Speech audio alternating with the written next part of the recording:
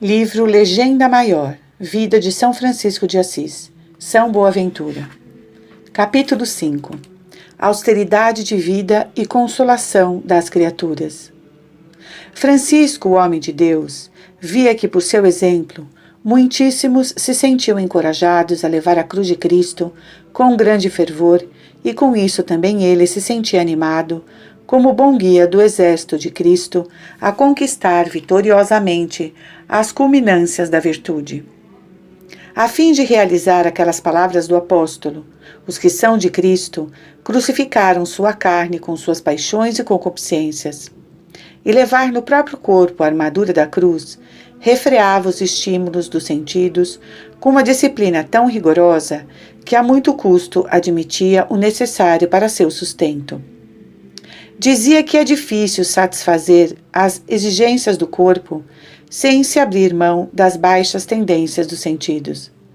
Por isso, enquanto gozou de boa saúde, só com dificuldade e muito raramente tomava qualquer alimento cozido, e neste caso, ou lhe acrescentava cinzas ou a mergulhava na água para torná-la insípida. E que diremos do vinho, se a própria água ele a bebia tão escassamente, ainda que abrasado de sede? Facilmente encontrava meios de tornar mais penosa sua abstinência, tanto que todos os dias fazia progresso. Pois, embora tivesse chegado ao cume da perfeição, procurava contudo, como se fosse um principiante, castigar em novas mortificações as revoltas da carne. Mas quando saía pelo mundo, conformava-se no tocante à comida com aqueles que o hospedavam em suas casas, seguindo nisso o conselho do Evangelho. No entanto, logo que voltava ao retiro, entregava-se de novo aos costumeiros rigores de sua abstinência. Desse modo, agia com austeridade consigo mesmo, mas suave e caridosamente com o próximo, e conformando-se em tudo ao Evangelho de Cristo, não só jejuando, mas também comendo, a todos edificava com seu exemplo. A terra nua era a cama mais frequente para seu corpo fatigado, com uma pedra ou uma tora a servirem de almofada. Por vezes também dormia sentado. O cobertor era a própria túnica. De fato, servia ao Senhor no frio e na nudez. Alguém lhe perguntou certa vez como podia se proteger contra o rigor do inverno com agasalhos tão pobres, e ele respondeu, cheio de estranho fervor de espírito: se tivéssemos internamente este fogo, que é o desejo da pátria celeste, não teríamos dificuldade em suportar o frio externo. Tinha horror a roupas caras e preferia as grosseiras, acrescentando que João Batista foi louvado por Cristo por causa de suas roupas rudes. Se a roupa que recebesse parecia muito macia, costumava cozer-lhe por dentro pedaços de cordas grosseiras, porque dizia ele, é nos palácios dos ricos que devemos procurar os que usam roupas finas, e não nas choupanas dos pobres. Sabia de própria experiência que os demônios ficavam aterrorizados ao verem pessoas vestidas com roupas rudes, ao passo que vestes ricas ou macias lhe davam coragem para atacarem mais afoitamente. Certa noite, usou um travesseiro de penas, contrariamente aos seus costumes, porque estava com dor de cabeça e sofria dos olhos. Mas um demônio entrou no travesseiro e não lhe deu descanso até de manhã, impedindo-o de se entregar à oração. Finalmente, ele chamou um irmão e lhe disse que levasse embora aquele travesseiro. Ao deixar o quarto com o travesseiro, o irmão ficou sem forças e com os membros paralisados. Então Francisco, que viu em espírito o que estava acontecendo, com uma palavra restituiu ao irmão o vigor do corpo e da alma. Francisco vigiava constantemente sobre si mesmo, tomando todo cuidado em conservar puros sua alma e seu corpo. No início de sua conversão, em pleno inverno, às vezes, mergulhava num fosso cheio de água gelada para reprimir os desordenados movimentos da concupiscência e preservar ilesa dos odores do torpe deleite a cândida veste de seu pudor virginal. Um homem espiritual, afirmava ele, Suporta muito mais facilmente o frio que congela o corpo do que o ardor do mais leve desejo carnal que domine seu espírito. Uma noite, enquanto orava, num cubículo do eremitério de Sarteano, o antigo inimigo o chamou por 3 vezes. Francisco, Francisco, Francisco. Que é que queres? Perguntou o santo. E o demônio, na sua velha astúcia: não há no mundo nenhum pecador a quem Deus não perdoe, caso se converta. Mas quem se matar pela dureza da penitência, este é que jamais alcançará a misericórdia.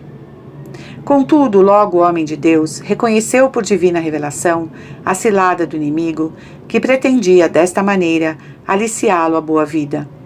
Abriu-lhe os olhos o que aconteceu em seguida. Logo após o citado diálogo, por instigação daquele cujo sopro faz arder as brasas, viu-se Francisco lutando com uma violenta tentação carnal. Amante como era da castidade, logo que deu conta, tirou a roupa e começou a chicotear-se violentamente com uma corda, ao mesmo tempo que dizia: anda, irmão asno, assim é que tu deves estar, assim é que deves apanhar. A túnica é um hábito religioso, um símbolo de santidade. Um vicioso não tem direito de a roubar. Se queres ir onde pensas, vai assim como estás. Mas não ficou por aí. Num ímpeto de fervor de espírito, sai da cela e vai para o jardim e rola na grossa camada de neve o corpo nu. Depois molda com as mãos 7 bonecos de neve, põe-se diante deles e interpela o irmão asno. Aí tens, este maior é a tua mulher, estes 4 são 2 filhos e 2 filhas, os outros 2 são o criado e a criada. Por que não podes passar sem criados? Anda, vai vesti-los, senão morrem de frio. Mas, se te aborreces de tanta solicitude que eles precisam, então empenha toda a tua solicitude em servir só a Deus. O tentador vencido bateu em retirada, e o santo regressou à sua cela vitorioso. O frio exterior a que se submetera como castigo extinguira o fogo interior da concupiscência, de tal forma que nunca mais sentiu tentação desse gênero. Um dos irmãos que estava em oração naquela hora testemunhou todo o espetáculo graças a um esplêndido luar que havia. O homem de Deus, informado deste fato, contou-lhe o drama de sua tentação, mas proibiu-lhe que falasse dele, a quem quer que fosse enquanto vivesse. Ensinava que não basta só mortificar as paixões da carne e refrear seus estímulos, mas também guardar com suma vigilância os outros sentidos, através dos quais a morte entra na alma. Recomendava muito evitar-se com todo o empenho a familiaridade e as conversas com as mulheres, porque para muitos elas são ocasião de ruína. Afirmava: é o que perde os mais fracos e enfraquece os mais fortes. Conseguir evitar um contágio das mulheres, para quem se entretém com elas, é tão difícil quanto andar por cima das brasas sem que se queime a planta de seus pés, como diz a Escritura, a não ser que se trate de um indivíduo de virtude muito provada. Ele mesmo desviava os olhos para não perder tempo com vaidades, de tal forma que não conhecia mulher alguma pelas feições, como ele próprio assegurou certa vez a um companheiro. Julgava perigoso permitir que a fantasia retivesse a imagem delas, capaz de fazer renascer o fogo numa carne já dominada, ou de manchar a alvura de uma alma inocente.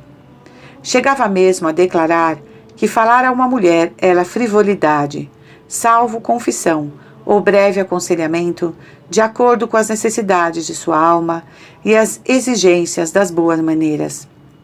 De que assunto poderia um religioso tratar com uma mulher, a não ser o caso de ela lhe pedir devotamente a penitência ou algum conselho para melhorar sua vida? Quem se sente muito seguro de si, não toma o devido cuidado com o inimigo, e o demônio, quando pode pegar um homem por um fio de cabelo, transforma este numa grossa amarra com que o arrasta sem dificuldade ao abismo.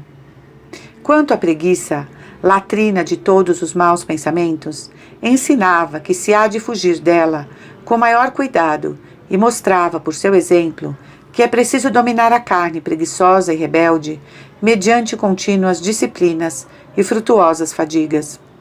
Por isso chamava o corpo de irmão asno, indicando assim que é necessário carregá-lo de trabalhos e de fardos, puni-lo com chicotadas e ser sustentado com alimento ordinário e escasso. Por isso, quando via algum ocioso e vagabundo, desses que pretendem viver às expensas do suor dos outros, chamava-o de irmão mosca. Porque este, nada fazendo de bom e usando mal dos benefícios recebidos, chega a se converter em objeto de abominação para todos. Por isso, em certa ocasião, assim se expressava: quero que meus irmãos trabalhem e se ocupem em algum trabalho honesto, para que não se entreguem à ociosidade e venham a cair por palavra ou pensamento em algo que seja ilícito ou pecaminoso. Queria que seus irmãos observassem o silêncio indicado no Evangelho, quer dizer, que em todas as circunstâncias evitassem com todo cuidado qualquer palavra ociosa, de que no dia do juízo deverão prestar contas. Levado por este sentimento, toda vez que encontrava um religioso viciado pelo apetite desenfreado de falar, repreendia-o duramente, dizendo que o calar com modéstia protege a pureza do coração e não é virtude de menor importância, se é verdade, como diz a Escritura, que a morte e a vida estão em poder da língua, não tanto por razão do gosto, quanto pela excessiva loquacidade. Por outro lado, também é verdade que procurava inculcar com insistência em seus irmãos o desejo de uma vida austera e penitente, mas lhe repugnava a excessiva severidade, que não se reveste de entranhas de misericórdia, nem é condimentada com o sal da discrição. Efetivamente aconteceu que um de seus irmãos, entregue aos rigores de uma abstinência por demais rigorosa, começou a desmaiar de tanta fome, não podendo encontrar um momento de repouso. Compreendendo o bom pastor o perigo que corria aquela ovelha de seu rebanho, chamou-o, colocou diante dele um pouco de pão e, para não deixá-lo embaraçado, começou a comer por primeiro, enquanto, com suavidade, convidava o outro a comer. O irmão deixou de lado a vergonha, tomou daquela comida com grande alegria, uma vez que, com sua vigilância e condescendência, o pai lhe havia evitado os danos do corpo e lhe dera motivo de grande edificação. Na manhã seguinte, reuniu o homem de Deus os irmãos e, referindo-se ao que havia acontecido naquela noite, acrescentou esta advertência: Irmãos, sede modelos uns dos outros, não pelos jejuns, mas por vossa caridade. Recomendou-lhes também a prática da prudência, não a da prudência inspirada por nossa natureza humana decaída, mas a prudência praticada por Cristo, cuja vida é modelo de toda a perfeição.